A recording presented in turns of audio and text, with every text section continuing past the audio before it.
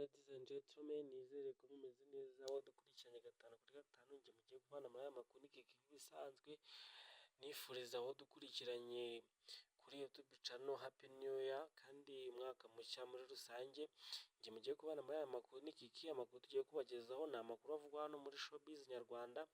Gusa mbere yuko nyabagezaho nshishikariza umuntu ujya hano bwa mbere kuba wakora like, share na subscribe kugira ngo tubashe kubana gatanu kuri gatanu none twagura umuyoboro wa YouTube channel. Amakuru tugiye kubagezaho ni amakuru avugwa kuri Tiger B dukesha ikinyamakuru Igihe, aho Igihe cyanditse ko The Ben yavuze ko umwaka amaze abana na Pamela kandi yahakana ko babyaye.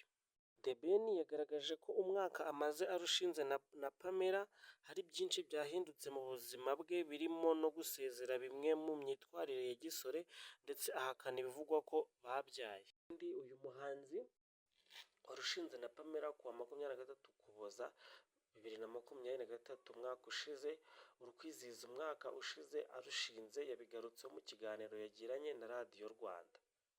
Kandi bamubajije ku mpinduka ziba iyo umuntu ashatse cyangwa amaze kurushinga, avuga ko hari byinshi bibaho cyane ko uwo muntu mushakanye muba mutarakuranye.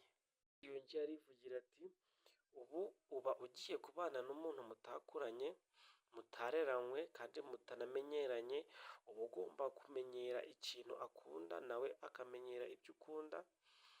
Ni urugendo kandi rusaba kwihangana. Aho yongera aravuga ati kera natahaga saa 9 z'ijoro kubera akazi, ariko urumva bigomba guhinduka cyangwa byarahindutse. Ntaha kare nkakora inshingano zimwe mu rugo. Kandi The Ben yavuze ko uretse we wagiye ahindura ibintu bimwe na bimwe mu buzima bwe, ko n'umugore we nawe ari uko byagenze. Aho yongera aravuga ati nawe hari byinshi yigomwe yimenyereje, nuko ariko byose hamwe bikaduhuriza hamwe mu kuduhesha ibyiza kandi tugakomera. Kandi uyu muhanzi The Ben yabajijwe impamvu akunda gukoresha umugore we mu mashusho y'indirimbo ze zimwe na zimwe agaragaza ko bimworohera. Yavuze ko kandi iyo bakoranye biba byiza kandi akaba afite igikundiro cy'Imana ku buryo ikintu bakoranye cyishimirwa muri rusange. Yahakanye amakuru avuga ko umugore we yaba yarabyaye mu ibanga. Kandi uyu muhanzi The Ben yasoza avuga ko indirimbo ze zose yagiye akorana n'abahanzi batandukanye azagaragara baziririmbana nabo mu gitaramo ateganya gukora ku wa mbere Mutarama 2025 muri BK Arena. Amakuru twe tubafitiye nahagarukiye muri showbiz ndetse no kuri The Ben we n'umugore we.